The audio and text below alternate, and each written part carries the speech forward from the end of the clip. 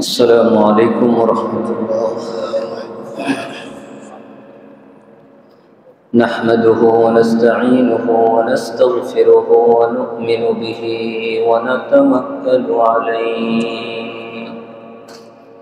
ونعوذ بالله من شرور أنفسنا ومن سيئات أعمالنا. من يهده الله فلا مضل له ومن يضلله فلا هادي له.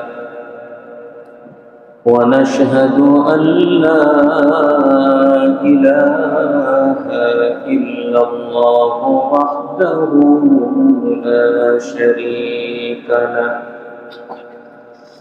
ونشهد أن سيدنا وحبيبنا ومولانا محمدا عبده ورسوله أرسله الله إلى كافة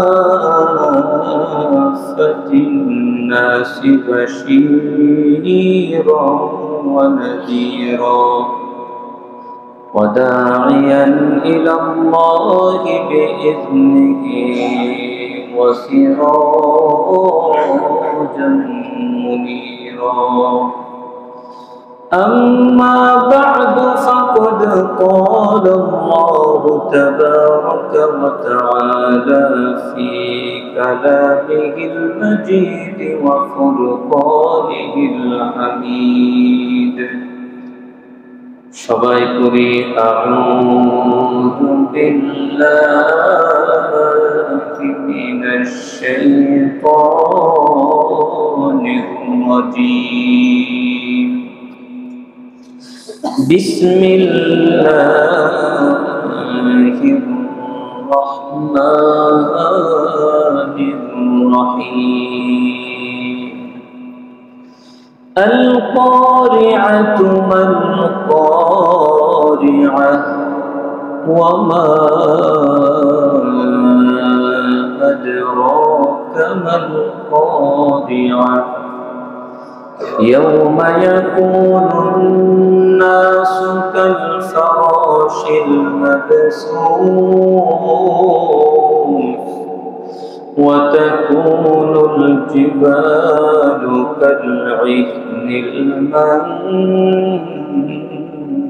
المنفوش. فأما من ثقلت موازينه فهو في عيشة راضية.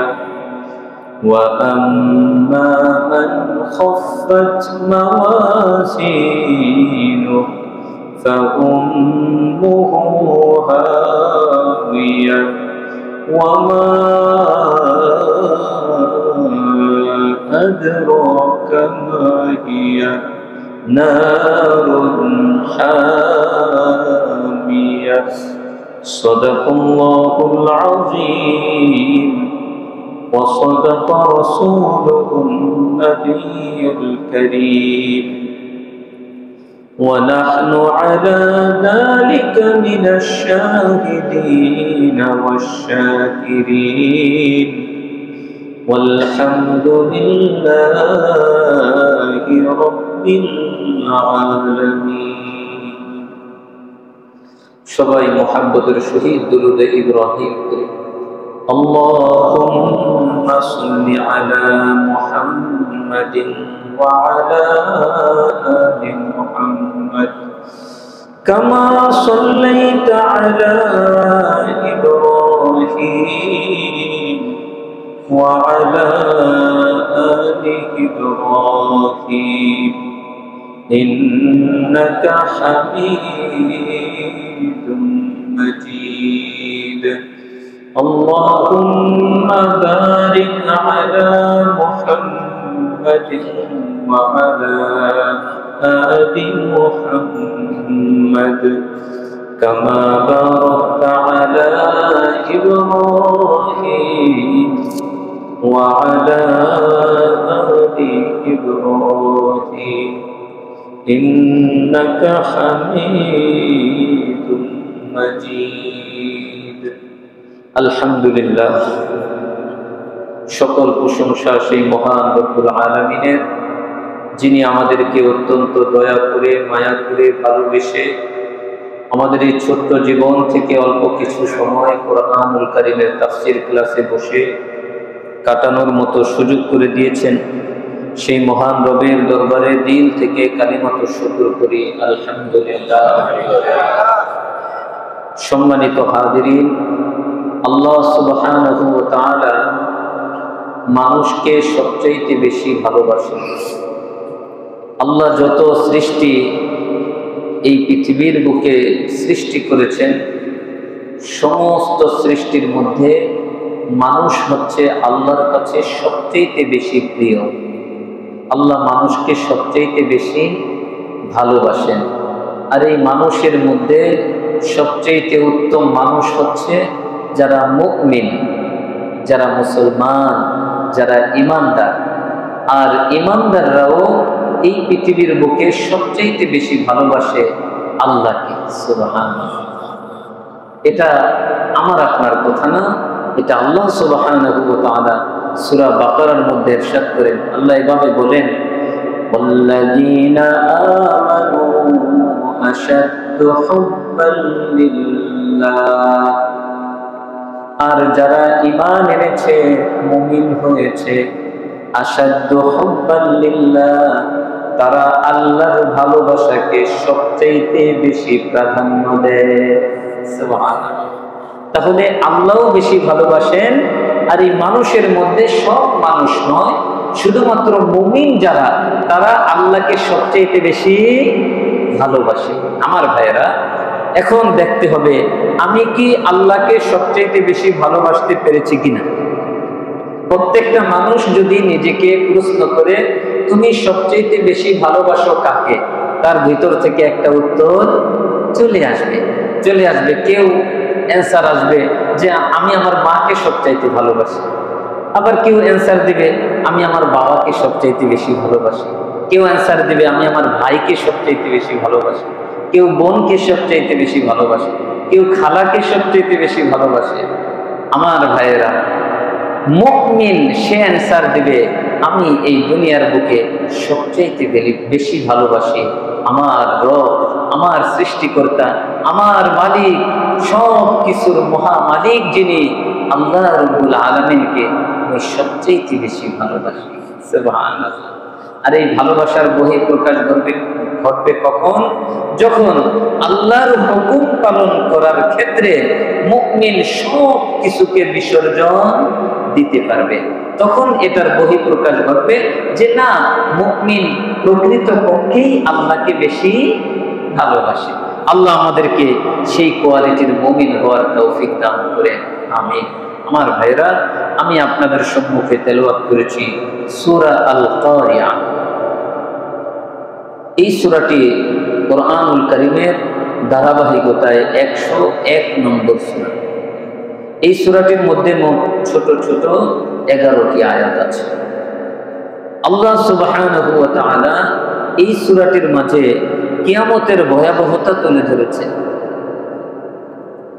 বিশেষ করে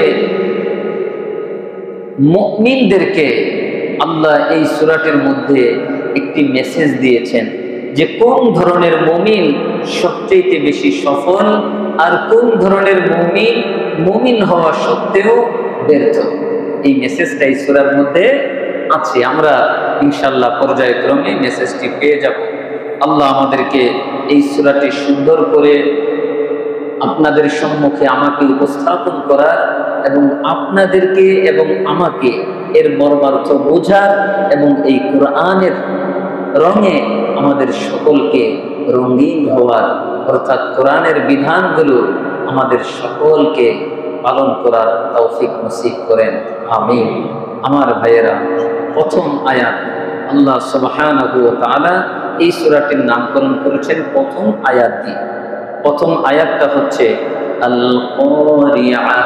এটা একটা আয়াত, একটা শব্দ, একটা আয়াত। বুঝতেই পারতেছেন একটা শব্দ দিয়ে আল্লাহ একটা আয়াত গঠন করেছেন, তার মানে এর ওজন অনেক। আল্লাহ সুবহানাহু ওয়া তাআলা বলেন আল কারিআহ, শব্দের অর্থ হচ্ছে করাঘাতকারী, মহাপ্রলয়। আরেকটি অর্থ হচ্ছে আত্মাকে প্রকম্পিতকারী ঘটনা, যেই ঘটনা মানুষের আত্মাকে প্রকম্পিত করে দিবে, কাঁপিয়ে তুলবে। আল্লাহ সুবহানাহু ওয়া তাআলা বলেন আল কারিআহ, আত্মাকে প্রকম্পিতকারী ঘটনা, মহাপ্রলয়। মাল কারিআহ, আত্মাকে প্রকম্পিতকারী ঘটনা কি? আল্লাহ প্রশ্ন করেছেন। প্রথম বলেছেন আল কারিআহ, আত্মাকে প্রকম্পিতকারী ঘটনা। আবার আল্লাহ নিজেই প্রশ্ন করতেছেন মাল কারিআহ, আত্মাকে প্রকম্পিতকারী ঘটনা কি? এবার আল্লাহ এক মহামানবকে নির্দিষ্ট করে প্রশ্ন করতেছেন ওয়ামা আদরাকা মাল কারিআহ, আমার প্রিয় হাবিব আপনি কি জানেন আত্মাকে প্রকম্পিতকারী ঘটনা কি? প্রথম প্রশ্নটা হচ্ছে ব্যাপক, মাল কারিআহ, আত্মাকে প্রকম্পিতকারী ঘটনা কি, মহাপ্রলয়টা কি? দ্বিতীয় প্রশ্ন তার প্রিয় হাবিবকে নির্দিষ্ট করে ওয়ামা আদরাকা মাল কারিআহ, আপনি কি জানেন আত্মাকে প্রকম্পিতকারী ঘটনা কি? আমার ভাইয়েরা, এই প্রশ্ন করার দ্বারা উদ্দেশ্য হচ্ছে সম্বোধিত ব্যক্তির মনোযোগ, আকর্ষণ বাড়িয়ে তোলা। অর্থাৎ সামনে আল্লাহ নিজেই উত্তরটা দিবেন, কিন্তু আল্লাহ চাচ্ছেন আমরা যেন সবাই উত্তরটা শোনার জন্য রেডি হয়ে যাই, প্রস্তুত হয়ে যাই। তাহলে আমার ভাইয়েরা আবার বলছি, আল্লাহ বলছেন আল কারিআহ, করাঘাতকারী, মহাপ্রলয়, আত্মাকে কাঁপিয়ে তোলার ঘটনা। মাল কারিআহ, মহাপ্রলয় কি? ওয়ামা আদরাকা মাল কারিআহ, আমার প্রিয় হাবিব আপনি কি জানেন আত্মাকে প্রকম্পিতকারী ঘটনা কি? এবার আল্লাহ উত্তর দিবেন ইয়াউমা ইয়াকুনুন নাসু কাল ফারাশিল মাবসুস, আত্মাকে প্রকম্পিতকারী ঘটনা হচ্ছে ওই দিন যেই দিন মানুষ পতঙ্গের ন্যায় ছড়িয়ে ছিটিয়ে থাকবে। ইয়াউমা, ওই দিন যেদিন আন্নাসু, মানুষ, কাল ফারাশ, পতঙ্গের ন্যায়, আল মাবসুস, ছড়িয়ে ছিটিয়ে থাকবে। আমার ভাইয়েরা, বিশেষ করে শীতকাল আসলে দেখা যায় অনেক পোকা সৃষ্টি হয়, কীট পতঙ্গ, পোকামাকড়।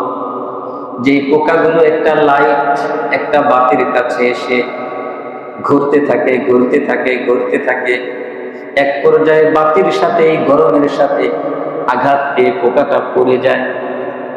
এমনি ভাবে আগের দিনে কপি জ্বালাতো, সেই কপির চতুর্পাশে এসে পোকা করে আগুনের মধ্যে হঠাৎ করে আগুনের আঘাত খেয়ে সেটা পড়ে যায়।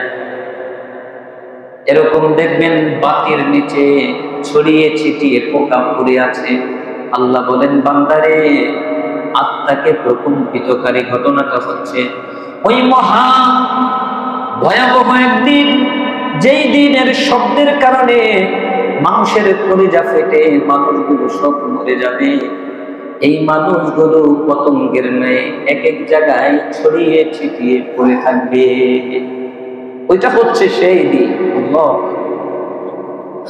আর কোনো বাহাদুর থাকবে না, আর কোনো ক্ষমতাওয়ালা থাকবে না, আর কোনো অহংকারের অহংকার চলবে না, কোনো সম্পদশালীর সম্পদের বাহাদুরি চলবে না, কোনো প্রতাপশালীর আর প্রতাপ চলবে না। কীট পতঙ্গের ন্যায় ছড়িয়ে ছিটিয়ে মাটির মধ্যে পড়ে থাকবে। আমার ভাইয়েরা, আল্লাহ সুবহানাহু ওয়া তাআলা সূরা মুতাফফিফিনের মধ্যে এই দিনটাকে তুলে ধরেছেন লিয়াউমিন আযীম ইয়াউমা ইয়াকুমুন নাসু লিরাব্বিল আলামিন। এই কিয়ামতের দিনটাকে আল্লাহ বলেছেন লিয়াউমিন আযীম। ইয়াউমুন অর্থ দিন, আযীম অর্থ মহা। আমার ভাইয়েরা, আমরা রুকুর মধ্যে গিয়ে বলি সুবহানা রাব্বিয়াল আযীম, সুবহানা রাব্বিয়াল আযীম।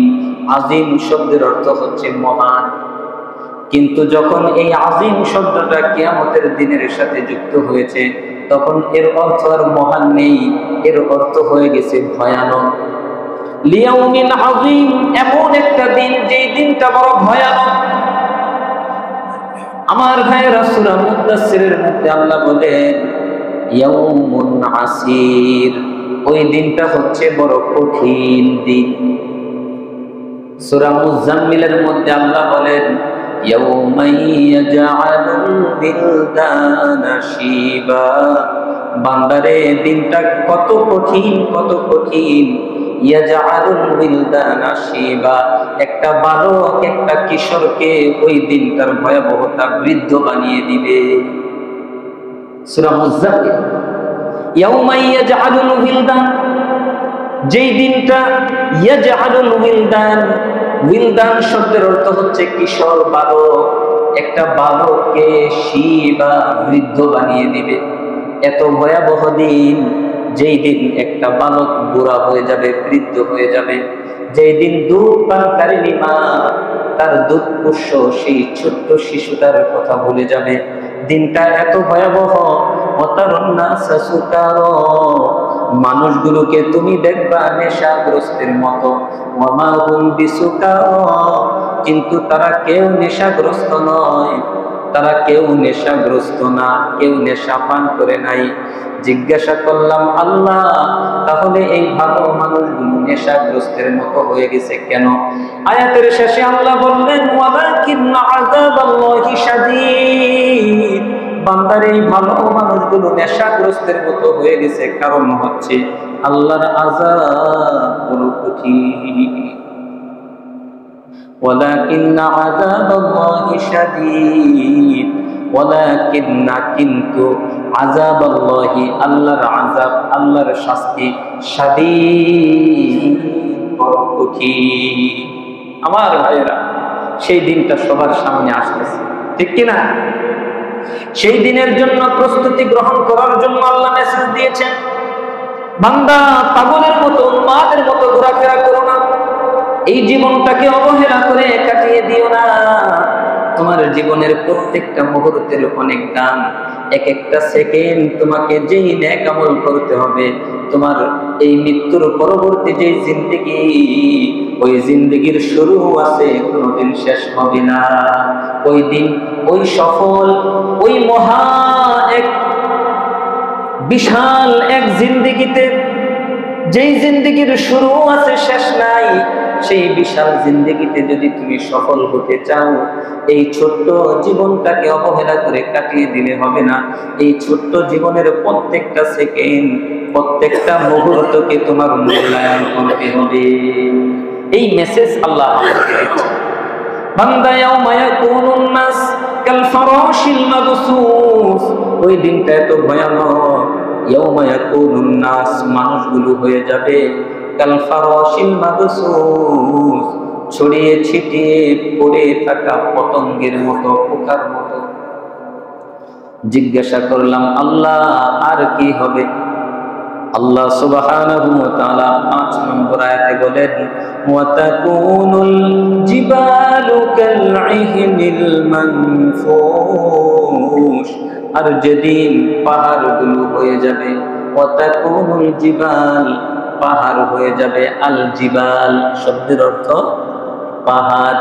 সেদিন পাহাড়গুলো হয়ে যাবে কালইহনিল মানফুশ, ধ্বনিত রঙিন সুতার ন্যায়, ধ্বনিত রঙিন সুতার ন্যায়। আমার ভাইয়েরা, ধ্বনিত রঙিন সুতা কোনটা? যখন ল্যাপ তোষক বানায় দেখছেন, ওরা যখন সুতার তোলাগুলোকে ছড়িয়ে রাখে, একটা লাঠি দিয়ে পিটাইতে থাকে সবগুলোকে সমান করার জন্য, পিটাইতে পিটাইতে পিটাইতে পিটাইতে এই রঙিন তোলাগুলোর থেকে, যেগুলো খুব হালকা সরু, খুব ছোট ছোট, একেবারে হালকা, যার কোনো ওজন হয় না, এগুলো বাতাসের মধ্যে উড়তে থাকে, ঠিক কিনা? আমার ভাইয়ারা, আল্লাহ সুবহানাহু ওয়া তাআলা বলেন, বান্দারে তোমার চোখের সামনে বিশাল বিশাল পাহাড়, এই পাহাড়গুলো উহুদ পাহাড়ের মতোই বিশাল, পাথরের এক পাহাড়, এই পাহাড়গুলো ধ্বনিত রঙিন সুতার ন্যায় উড়তে থাকবে। এবার চিন্তা করো, এত বড় পাহাড় যদি ধ্বনিত তুলার ন্যায়, ধ্বনিত রঙিন সুতার ন্যায় উড়তে থাকে, বান্দা তুমি এই ছোট্ট দেব, তোমার অবস্থা কি হবে? আমার ভাইয়েরা, আল্লাহ সুবহানাহু ওয়া তাআলা বান্দাকে সতর্ক করার জন্য বলতেছেন, বান্দা ওই দিনকার কথা একটু চিন্তা করো। আমার ভাইয়েরা, এই সূরা আল কারিয়া যদি পড়েন, মনোযোগ দিয়ে যদি চিন্তা করেন, আপনার মনে হবে আপনি কিয়ামতটাকে লাইভ দেখতেছেন। এত সুন্দর করে ছোট্ট একটা সূরার মধ্যে আল্লাহ কিয়ামতের ভয়াবহতা তুলে ধরেছেন। আপনার মনে হবে আমি মনে হয় কিয়ামত লাইভ দেখছি, কি হবে?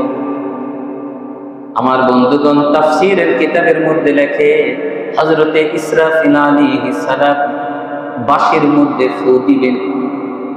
আল্লাহ সুবহানাহু ওয়া তাআলা সূরা মুমিনুনের 101 নম্বর আয়াতে বলেন, ওয়া নুফিখা ফিস সূরি ফাইযা হুম মিনাল আজদাস ফাইযা নুফিখা ফিস সূরি ফাইযা হুম কিয়ামুন ইয়ানজুরুন فإذا نفخ في الصور فلا أنساب بينهم يومئذ ولا يتساءلون আল্লাহ বলেন, فإذا نفخ في الصور, যখন সিংহায় ফু দেওয়া হবে, বাঁশিটা বাজানো হবে, ফালা আনসাবা বাইনাহুম ইয়াউমাইদিন, মানুষের মধ্যে আর আত্মীয়তা সম্পর্ক থাকবে না। ফালা আনসাবা বাইনাহুম, আর বংশের সম্পর্ক থাকবে না, আর ছেলে বাবাকে চিনবে না, মা সন্তানকে চিনবে না, মেয়ে বাবাকে চিনবে না, স্ত্রী স্বামীকে চিনে না, স্বামী তার স্ত্রীকে চিনে না, কোনো আত্মীয়তা সম্পর্ক নাই। কারণ এত ভয়াবহ একটা শব্দ শুরু হয়ে গেছে, সবাই বুঝে ফেলবে, হায় রে কিয়ামত শুরু হয়ে গেছে। সবাই শুধু পাগলের মতো, ওই যে আল্লাহ বললেন সূরা হাজের মধ্যে, নেশাগ্রস্তের মতো মানুষ হয়ে যাবে, শুধু নেশাগ্রস্তের মতো দৌড়াইতে থাকবে, কেউ কাউকে ডাকবে না, কেউ কাউকে পরিচয় দিবে না। সূরা মুমিনুনের 101 নম্বর আয়াত, ফাইযা নুফিখা ফিস সূর, যখন সিংহায় ফু দেওয়া হবে, বাঁশি বাজানো হবে, ফালা আনসাবা বাইনাহুম, আর তাদের মধ্যে কোনো বংশীয় সম্পর্ক থাকবে না, আত্মীয়তা সম্পর্ক থাকবে না। জিজ্ঞাসা করলাম, আল্লাহ আত্মীয়তা সম্পর্ক বুঝলাম থাকবে না, একজন আরেকজনের সাথে কথা বলবে না। আল্লাহ আয়াতের শেষে বলতেছেন, ওয়ালা ইয়াতাসাআলুন, একজন আরেকজনের সাথে কোনো কথাও বলবে না। আল্লাহ বলেন, বান্দা ফামান সাকুলাত মাওয়াজিনুহু, সেই দিন যার আমলনামাটা, নেকির পাল্লাটা ভারী হবে, সেই দিন যার নেকির পাল্লাটা ভারী হবে, অর্থাৎ যে নেক আমল করেছে, শুধু নেক আমল দিয়ে আমলনামাটা পরিপূর্ণ, ফাউলাইকা হুমুল মুফলিহুন, এই মানুষগুলোই হচ্ছে সেদিন সফল। সুবহানাল্লাহ। আমার ভাইয়েরা, ঠিক আল্লাহ সুবহানাহু ওয়া তাআলা এই কথাটাই সূরা আল কারিয়ার 6 নম্বর আয়াতে বলেন, ফামান সাকুলাত মাওয়াজিনুহু ফাহুয়া ফি ঈশাতির রাদিয়া ফাআম্মা মান সাকুলাত, সুতরাং ভারী হবে যার মাওয়াজিনুহু, নেকির পাল্লা, ফাআম্মা মান সাকুলাত মাওয়াজিনুহু, যার নেকির পাল্লা ভারী হবে, নেকির পাল্লা ভারী হবে। আমার ভাইয়েরা জানতে চাই, নেকির পাল্লা ভারী হবে কি করলে? নেক কাজ করলে। নেকির পাল্লা ভারী হবে নেক কাজ করলে। গুনার পাল্লা ভারী হবে বদ কাজ করলে, গুনাহ করলে। সহজ কথা আল্লাহ কত সুন্দর করে সহজ ভাষায় বললেন, বান্দারে বোঝার চেষ্টা করো। ফাআম্মা মান সাকুলাত মাওয়াজিনুহু, যার নেকির পাল্লা ভারী হবে, ফাহুয়া ফি আইশাতির রাদিয়া, সে থাকবে বড় সুখী জীবন যাপনী। সুবহানাল্লাহ। আপনি সুখী জীবন যাপন করতে চান? আপনার এই দুনিয়ার জীবনটাকে নেক আমল দিয়ে পরিপূর্ণ করে ফেলেন। আপনার নেক আমলের মূল্যায়ন কেউ করতে পারবে না দুনিয়ার বুকে, বরং আপনি যখন নেক আমলের মধ্যে ডুবে যাবেন, নেক আমল করতেই থাকবেন, আপনার পিছন থেকে মানুষ শয়তান, জিন শয়তান আপনাকে টেনে ধরবেন, আপনাকে নেক আমল করতে দিবে না। আপনাকে জিহাদ করে, যুদ্ধ করে, পরিশ্রম করে, সবকিছু ত্যাগ করে নেক আমল করেই যেতে হবে। কারণ এই দুনিয়ার জীবন জীবন নয়, এই দুনিয়ার জীবনের পরে আরেকটা জীবন আছে, সেটা হচ্ছে আসল জীবন। আমার ভাইয়েরা, এই দুনিয়ার জীবনটা শেষ হয়ে যাবে, মৃত্যুর পরের জীবন কোনোদিন শেষ হবে না। যেই ভাইয়েরা বৃদ্ধ হয়ে গেছেন তাদের কাছে একটু জিজ্ঞাসা করেন আপনার কাছে কেমন লাগে, প্রত্যেকেই বলবে এই জীবনটা আর ভালো লাগে না। কারণ এখন ভালো করে খাবারও চাইতে পারি না, শুইলে বসতে কষ্ট হয়, বসলে দাঁড়াইতে কষ্ট হয়, দাঁড়ানো থাকলে বসতে কষ্ট হয়, বসা থাকলে শুইতে কষ্ট হয়, বেশিক্ষণ কথা বলতে পারি না, ঘুমাইতে পারি না, রাত্রিবেলা ঘুম আসে না, কত সমস্যা। যুবক, আজকে তোমার শরীরটা ভালো আছে, তুমি তো বুঝতেছো না, যখন এই যৌবনকাল শেষ হয়ে যাবে, যতই হাহাকার করো, আফসোস করো, লাইতা শাবাব ইয়াউদু, যৌবনকাল আর কোনোদিন ফিরে আসবে না। এজন্য আল্লাহ নবী বলেন, আমার উম্মতেরা যৌবনকালটাকে ইবাদতের মধ্যে কাটাও। আজকে তুমি নামাজ পড়তে গেলে যতক্ষণ ইচ্ছা তুমি সিজদায় তোমার কপালটা দিয়ে রাখতে পারবে, যতক্ষণ তুমি ইচ্ছা রুকুর মধ্যে থাকতে পারবা।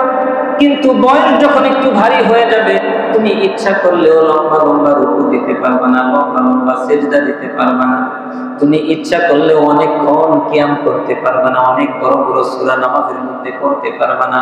যুবক, আজকে তোমার শরীরে শক্তি আছে, এই শক্তিকে তুমি আল্লাহর নাফরমানিতে ব্যয় না করে আল্লাহর হুকুম পালনের মধ্যে তুমি ব্যয় করো, তুমি যুবক সফল হয়ে যাবা। আল্লাহ সুবহানাহু ওয়া তাআলা তোমার এই যৌবনকালকে মূল্যায়ন করে মহা সুখের এক সুখী জীবন তোমাকে দান করবে। আমার ভাইয়েরা, এটাই আল্লাহ বলতেছেন, ফাআম্মা মান সাকুলাত মাওয়াজিনুহু, সুতরাং যার নেকির পাল্লা ভারী হবে, ফাহুয়া ফি আইশাতির রাদিয়া, সে বড় স্বাচ্ছন্দ্যময় সুখী জীবন যাপন করবে। পক্ষান্তরে ওয়া আম্মা মান খাফফাত মাওয়াজিনুহু, যার নেকির পাল্লা হালকা হবে, ওয়া আম্মা মান খাফফাত মাওয়াজিনুহু, আল্লাহ এখানে বলেন নাই যার নেক আমল নাই। আমার ভাইয়েরা একটু মনোযোগ দিয়ে শুনেন, আল্লাহ বলেন নাই যার নেক আমল নাই, আল্লাহ বলেছেন যার নেক আমলের পাল্লাটা হালকা হবে। গুনাহ বেশি, নেক আমলের পাল্লা হালকা। সহজ কথা, যার গুনাহ বেশি তার নেক আমলের পাল্লা হালকা হয়ে যাবে, আর যার গুনাহ কম তার নেক আমলের পাল্লা ভারী। আল্লাহ বলতেছেন, বান্দারে ওয়া আম্মা মান খাফফাত মাওয়াজিনু, যার নেক আমলের পাল্লা হালকা হবে, ফাউম্মুহু হাওিয়া, ফাউম্মুহু হাওিয়া, ফাউম্মুহু, সুতরাং তার ঠিকানা হচ্ছে হাবিয়া। হাবিয়া নামক জাহান্নাম। এখন বলবেন, হুজুর সারা জীবন শুনেছি উম্মুন শব্দের অর্থ মা। আল্লাহ সুবহানাহু ওয়া তাআলা এখানে যার নেকির পাল্লা হালকা হবে? বললেন তার মা হবে। এখানে মা দ্বারা উদ্দেশ্য কি? এখানে উম্মুন দ্বারা মা উদ্দেশ্য না, এখানে উম্মুন দ্বারা উদ্দেশ্য হচ্ছে ঠিকানা। আমার ভাইয়ারা, আপনি চট্টগ্রাম গিয়েছেন, ব্যবসায়িক এক সফরে গিয়েছেন, ব্যবসার কাজ শেষ, আপনি দ্রুত গতিতে আপনার ঠিকানার দিকে চলে আসেন। আল্লাহ বলতেছেন, বান্দারে, যার নেকির পাল্লা হালকা হবে সে খুব দ্রুত গতিতে তার ঠিকানার দিকে ধাবিত হবে, আর তার ঠিকানাটা হচ্ছে হাবিয়া নামক জাহান্নাম। যুবক, এই জীবন জীবন নয়, এই জীবনের পরে আরেকটা জীবন আছে, যেই জীবনের শুরু আছে শেষ হবে না। আমার ভাইয়েরা, আল্লাহ সুবহানাহু ওয়া তাআলা সূরা মুমিনুনের মধ্যে একটু আগে বলেছিলাম, সেখানে আল্লাহ বলেছেন যার নেকির পাল্লা ভারী হবে তারা সফল। ফামান সাকুলাত মাওয়াজিনুহু ফাউলাইকা হুমুল মুফলিহুন। যার নেকির পাল্লা ভারী হবে সে হবে সফল। আর তারপর আয়াতে বলেন ওয়ামান খাফফাত মাওয়াজিনুহু, আর যার নেকির পাল্লা হালকা হবে ফাউলাইকা আল্লাযীনা খাসিরু আনফুসাহুম, এরাই হচ্ছে ওই সকল লোক যারা নিজেরাই নিজেদের ক্ষতি করেছে। ফাউলাইকা আল্লাযীনা খাসিরু আনফুসাহুম, এরা হচ্ছে ওই সকল লোক যারা নিজেরাই নিজেদের ক্ষতি করেছে। ফি জাহান্নামা খালিদুন, কেমন ক্ষতি করেছে? এমন ক্ষতি করেছে তাকে চিরস্থায়ীভাবে জাহান্নামে থাকতে হবে। আমার ভাইয়েরা, যার নেকির পাল্লা হালকা, আল্লাহ বলতেছেন ফাউলাইকা আল্লাযীনা খাসিরু, তারা নিজেদেরকে ক্ষতি করেছে, নিজেরাই নিজেদের ক্ষতি করেছে। কেমন ক্ষতি করেছে? ফি জাহান্নামা খালিদুন, তাকে চিরস্থায়ীভাবে জাহান্নামে থাকতে হবে। জিজ্ঞাসা করলাম, আল্লাহ জাহান্নামে থাকলে কি হবে? পরের আয়াতে আল্লাহ বলেন তালফাহু উজুহাহুমুন নার, জাহান্নামের আগুন তাদের চেহারাটাকে জ্বালিয়ে ছারখার করে দিবে। তালফাহু উজুহাহুমুন নার ওয়া হুম ফিহা কালিহুন, আর তারা জাহান্নামের মধ্যে বিকৃত চেহারা বিশিষ্ট হয়ে যাবে। যুবক, আজকে চেহারাকে সুন্দর রাখার জন্য কত কিছু চেহারায় মাত্র, এই চেহারাকে ফেস ওয়াশ সহ কত কিছু দিয়ে চেহারাকে ক্লিন করো যাতে সুন্দর দেখা যায়। আরে যুবক, ওই জীবনটার জন্য আমল করো যে জীবনে তুমি এমন এক সৌন্দর্য পাইবা যেই সৌন্দর্য কোনোদিন আর শেষ হবে না। আল্লাহ সুবহানাহু ওয়া তাআলা একজন জান্নাতীকে যুবক করে জান্নাত দান করবেন। একজন জান্নাতীকে আল্লাহ যুবক করে 33 বছরের এক তরতাজা যুবক করে আল্লাহ জান্নাত দিবেন। আর কোনদিন এই যুবক তার যৌবন হারাবে না। সুবহানাল্লাহ। আর কোনদিন এই যুবককে কোনো অসুস্থতা স্পর্শ করবে না। আর কোনদিন এই যুবকের কোনো কষ্ট করতে হবে না। জান্নাতি যুবক বড় দামি যুবক। যুবক, আজকে যেই চোখ দিয়ে তুমি তোমার মন যা চায় তাই দেখো, যেহেতু দেখা বড় সহজ হয়ে গেছে। আজকে যার কাছে এক মোবাইল আছে তার কাছে এই দুনিয়ার সব কিছু যেন চলে আসছে। একটা মানুষ 100 বছরে যেই পরিমাণ গুনাহ না করতে পারত, আজকালের যুবক যুবতীরা 1 বছরের মধ্যে 100 বছরের গুনাহ করে ফেলে। কারণ 100 বছর বেঁচে থাকলে তাকে কতবার সিনেমা হলে গিয়ে সিনেমা দেখতে হইতো। আজকে সেই যুবক সিনেমা হলেও যাওয়া লাগে না, টিকিটও কাটা লাগে না, ঘন্টার পরে ঘন্টা যুবক তার মোবাইল, কম্পিউটার, ল্যাপটপের মধ্যে সিনেমা দেখতেছে। আরে যুবক, আল্লাহ সুবহানাহু ওয়া তাআলা তোমার এই জীবনটাকে দিয়েছেন, তুমি যেন এই জীবনটা আল্লাহর হুকুম অনুযায়ী পরিচালনা করে তোমার এই জীবনের পরে যে আসল জীবন আসতেছে, অনন্তকালীন জীবন, সেই জীবনে যেন তুমি সুখী হয়ে যাও। 33 বছরের যুবক আল্লাহ তোমাকে 33 বছরের তাগড়া যুবক, তরতাজা যুবক বানায়া জান্নাতে দিবেন। আর কোনোদিন তোমার যৌবনকাল শেষ হবে না, আর কোনোদিন তুমি অসুস্থ হবে না, আর কোনোদিন তোমাকে কোনো কষ্ট করা লাগবে না।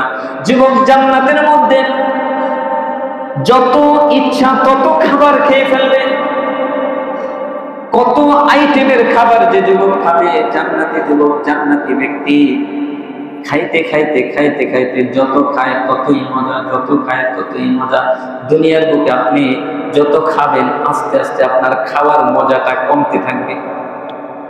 খাবার শেষ হচ্ছে আর মজাটা কমতেছে, শেষ পর্যায়ে গিয়ে এই মজাদার খাবারটাই আর ভালো লাগতেছে না। আমার ভাইয়েরা, আল্লাহ জান্নাতে যেই খাবার দান করবেন, প্রত্যেকটা খাবারের মধ্যে প্রথম লোকমা যেমন খেয়েছে, পরের লোকমাটা তার চেয়ে আরো বেশি মজাদার। সুবহানাল্লাহ, পরের লোকমা আরো মজাদার। মজা শুধু বাড়তে থাকবে, জান্নাতি খেতে থাকবে, খেতে খেতে খেতে খেতে তার যতটুকু মন চায় খাবে।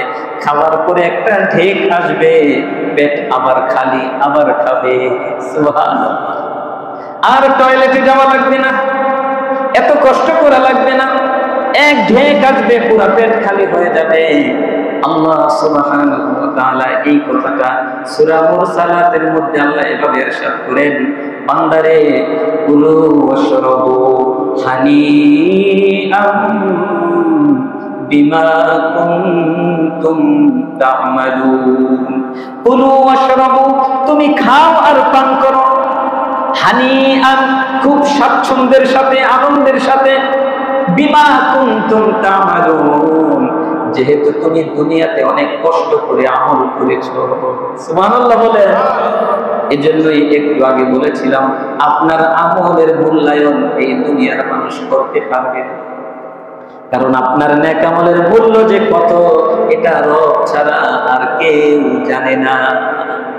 সবাই তো দেখে আপনি সরল সহজ সাদা সিধা জিন্দেগি যাপন করেন, কিন্তু এর পেছনে যে কি আছে এটা তো জানেন কে?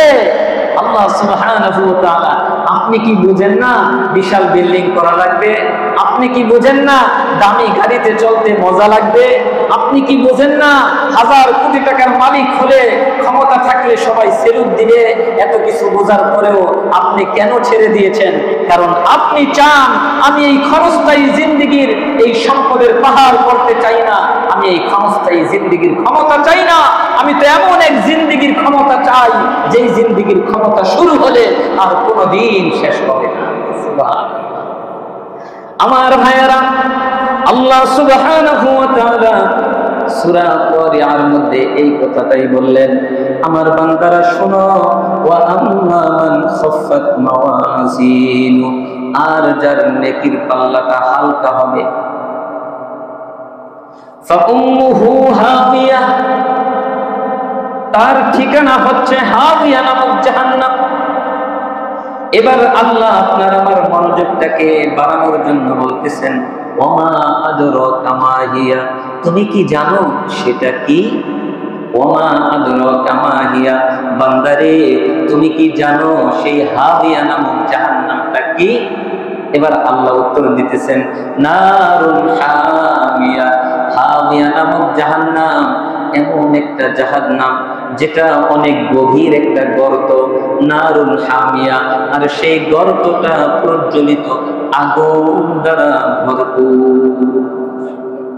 হাবিয়া গর্ত,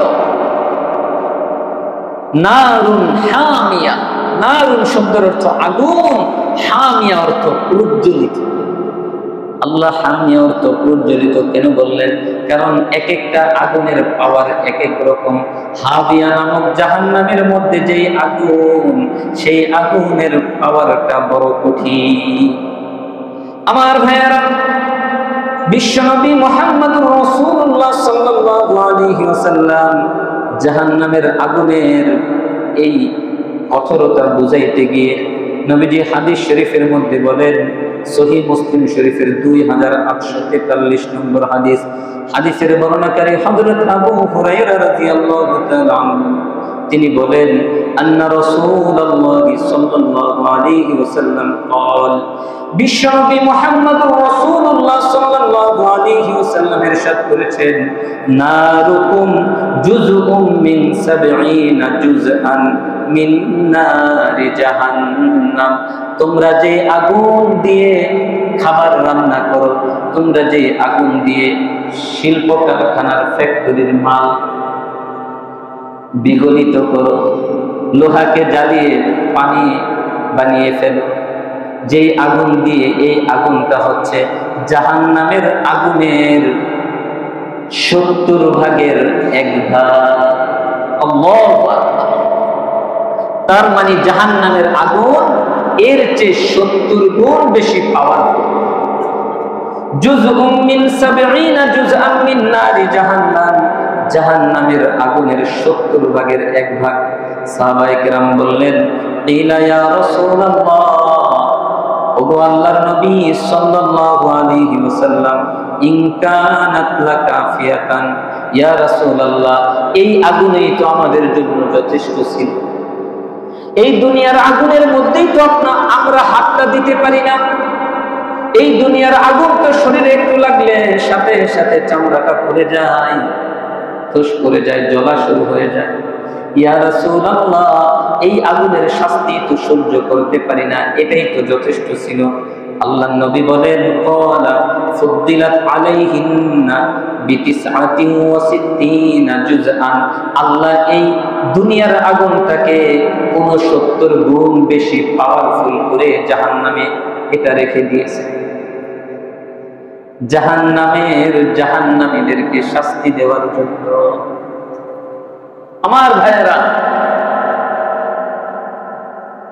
জাহান্নামের আগুন সহ্য করার মতো ক্ষমতা কারো নাই। যখন গুনাহ করতে মনে চায়, দুনিয়ার আগুনের মধ্যে একটু আঙ্গুলটা দিয়া দিবে। হ্যাঁ, যদি তুমি এই আগুনের শাস্তি সহ্য করতে পারো তাহলে তুমি গুনাহ করো। আগুনের মধ্যে আঙ্গুলটা দিয়া দেন, দেখেন কয় সেকেন্ড রাখা যায়। যদি রাখা না যায়, নিজেকে প্রশ্ন করে নাও, তুমি তো বড় দুর্বল, দুনিয়ার এই হালকা আগুন তুমি সহ্য করতে পারো না, জাহান্নামের সেই কঠোর আগুন তুমি কিভাবে সহ্য করবা? অথচ তুমি তোমার মন মতো তোমার নফস যা চায় তাই করতেছো। একবারও কি চিন্তা করো না রবের সামনে তোমাকে দাঁড়াইতে হবে, সারা জিন্দেগির হিসাব দিতে হবে, তারপরে জান্নাত জাহান্নামের ফয়সালা হবে। আমার ভাইয়েরা, সুতরাং এই দুনিয়ার জীবন শেষ নয়। এই দুনিয়ার জীবনের পরে আরেক জীবন আছে, সেটা হচ্ছে আসল। সকলকে আল্লাহ বলতেছেন, যেই ব্যক্তি ওই জীবনে তার ভারী নেক আমলের আমল নামা নিয়ে উপস্থিত হতে পারলো, সে ওই জীবনে সফল। ওই জীবনে সফলতার জন্য বড় টাকাওয়ালা হওয়া লাগবে আল্লাহ বলেন নাই, অনেক বেশি শিক্ষিত হওয়া লাগবে আল্লাহ বলেন নাই, বলেন নাই মুফতি সাহেব হওয়া লাগবে। আল্লাহ বলছেন গুনাহ ছেড়ে দিতে হবে, বলেন নাই বড় শিক্ষা কোয়ালিটি লাগবে। আল্লাহ বলছেন নেক আমল করতে হবে। এবার যে নেক আমল করুক, হোক সে রিকশাওয়ালা, কিন্তু যদি সে নেক আমল করতে পারে, সে আল্লাহর কাছে সবচাইতে দামি। হোক সে একজন কাঁচামরিচ বিক্রেতা, যদি সে নেক আমল করতে পারে, সে এই দেশের প্রাইম মিনিস্টারের থেকেও আল্লাহর কাছে দামি। আল্লাহর কাছে নেক আমলের দাম, আল্লাহর কাছে তাকওয়ার দাম। কে ফর্সা, কে কালো, কে লম্বা, কে খাটো, কে টাকাওয়ালা, কে গরিব, কে পুরুষ, কে মহিলা, কে শিক্ষিত, কে অশিক্ষিত দেখার সুযোগ নাই। আল্লাহ একটাকেই মাপকাঠি বানিয়েছেন, যে যত বড় মুত্তাকি সে তত বড় সম্মানিত। সুবহানাল্লাহ। সূরা হুজুরাতের মধ্যে আল্লাহ বলেন, ইন্না আকরামাকুম ইনদাল্লাহি আতকাকুম, বান্দারে তোমাদের মধ্যে সবচাইতে সম্মানিত ওই ব্যক্তি, যেই ব্যক্তি তোমাদের মধ্যে সবচাইতে বেশি মুত্তাকি। সুবহানাল্লাহ। সবচাইতে বেশি মুত্তাকি। মুত্তাকি কাকে বলে? মুত্তাকি হচ্ছে যেই ব্যক্তি গুনাহ থেকে বেঁচে থাকে। হযরত ওমর ইবনুল খাত্তাব রাদিয়াল্লাহু তাআলা আনহুকে জিজ্ঞাসা করা হলো, আমিরুল মুমিনিন, তাকওয়া কি জিনিস? ওমর রাদিয়াল্লাহু তাআলা আনহু বললেন, তাকওয়া হচ্ছে তুমি একটা রাস্তা দিয়ে চলতেছো, রাস্তার ডানেও কাঁটাদার গাছ, বামেও কাঁটাদার গাছ, মাঝখানে অল্প কিছু জায়গা আছে। বলে তো এই জায়গা দিয়ে, এই রাস্তাটা দিয়ে চলার সময় তুমি কেমন সতর্ক হয়ে চলবা? এবার জিজ্ঞাসাকারী ব্যক্তি বলতেছে, আমার খুব সতর্ক হয়ে চলতে হবে, কারণ আমি যদি একটু ডানে চেপে যাই, ডানের কাঁটাদার গাছের কাঁটা দিয়ে আমি আঘাতপ্রাপ্ত হয়ে যাব। আমি যদি বামে চেপে যাই, বামের কাঁটাদার গাছের কাঁটা দিয়ে আঘাতপ্রাপ্ত হব। ওমর রাদিয়াল্লাহু তাআলা আনহু বললেন, তাকওয়া হলো এমন জিনিস, তুমি দুনিয়ার বুকে এমন সতর্ক হয়ে চলতে হবে, তোমার চিন্তা করতে হবে, তোমার ডানেও কাঁটাদার গাছ, বামেও কাঁটাদার গাছ, তোমার চলতে হবে ইহদিনাস সিরাতাল মুস্তাকিম, সোজা সরল সঠিক পথে চলতে হবে। এই সঠিক পথে চলতে গিয়ে ডানে বামে কাঁটাদার গাছ থাকা সত্ত্বেও ওই রাস্তা দিয়ে চলনেওয়ালা ব্যক্তি যেমন সতর্ক থাকে, এই দুনিয়ার বুকে একজন মুমিনকে তেমন সতর্কতার সাথে জীবন যাপন করতে হবে। তাহলেই কেবলমাত্র মুত্তাকি হওয়া সম্ভব। আমার ভাইয়েরা, সূরা আল কারিয়া, এই সূরাটার মধ্যে আমরা আজকে যেই মেসেজ পেলাম সেটা হচ্ছে লাইভ কিয়ামত। কি বলেন? এই সূরাটা পড়লে, বুঝলে আপনার মনে হবে আপনি কিয়ামতকে লাইভ দেখতেছেন। এই তো কিয়ামত আসলো। ইসরাফিল আলাইহিস সালাম একজন ফেরেশতা, তাকে আল্লাহ সুবহানাহু ওয়া তাআলা যেদিন এই দায়িত্বটা দিয়েছেন, সেদিন তিনি এই বাঁশিটা নিয়ে, এই সিংহাটা নিয়ে দাঁড়ায় আছেন। কখন আল্লাহ হুকুম করবেন আর তিনি ফু দেওয়া শুরু করবেন, একটাই কাজ। মুফাসসিরিনে কেরাম লেখেন, ইসরাফিল আলাইহিস সালাম যেই সিংহায় ফু দিবেন, ওই বাঁশির আওয়াজে বড় বড় পাহাড়গুলো ধ্বনিত রঙিন সুতার ন্যায় উড়তে থাকবে। তাহলে বাঁশির আওয়াজটা কেমন ভয়ানক হবে? আমার ভাইয়েরা, এটা বলতে গিয়ে মুফাসসিরিনে কেরাম লিখেন, ওই বাঁশিটার যেই আওয়াজ, যেই ছিদ্রগুলো দিয়ে আওয়াজ বের হবে, ওই ছিদ্রগুলো এত বড় বড়, ওই ছিদ্র দিয়ে পুরা দুনিয়াটাকে, পুরা পৃথিবীটাকে বাঁশির ভিতরে ঢুকিয়ে দেওয়া যাবে। যেই বাঁশির ছিদ্র দিয়ে আওয়াজ বের হবে, ওই ছিদ্রটা কত বড়? পুরো আসমান জমিনকে ভাঁজ করে ওই ছিদ্র দিয়ে বাঁশির ভিতরে প্রবেশ করানো যায়। আমার ভাইয়েরা জানতে চায়, যদি বাঁশির ছিদ্রটা এত বড় হয়, তাহলে ওই বাঁশিটা কত বড়? আমার ভাইয়েরা এবার জানতে চায়, ওই বাঁশিটা যদি এত বড় হয়, ওই বাঁশিতে ফু দেনেওয়ালা ফেরেশতা কত বড়? ওই ফেরেশতার শক্তি বা কতটুকু? এই ফেরেশতা যে মহান রব্বুল আলামিন সৃষ্টি করেছেন, আমার সেই মহান রব্বুল আলামিন কত বড়! আল্লাহু আকবার! এজন্যই তো আল্লাহ বলেন, বান্দা তুমি সৃষ্টি নিয়ে চিন্তা করো, আমাকে পেয়ে যাবা। ওয়াফি আনফুসিকুম আফালা তুবসিরুন, আমি তো তোমাদের মাঝেই লুকিয়ে আছি, তোমরা আমাকে দেখো না? ওয়াফি আনফুসিকুম আফালা তুবসিরুন, আমি তো তোমাদের মাঝেই লুকিয়ে আছি, তোমরা কি আমাকে দেখো না? তুমি তোমার হাতটা নিয়ে চিন্তা করো, তোমার চোখ নিয়ে তুমি একটু ভাবো, তোমার এই পা নিয়ে তুমি একটু ভাবো, জীবনে কত জোড়া জুতা স্যান্ডেল তুমি পরিবর্তন করলা, কিন্তু তোমার পায়ের তলা তো ক্ষয় হলো না। যখন থেকে হাঁটা শুরু করছি, জানি না কখন আল্লাহ হাঁটার শক্তি দিয়েছেন। হয়তো মা থাকলে বলতে পারতেন, এত মাস বয়সে তুমি হাঁটা শুরু করছো।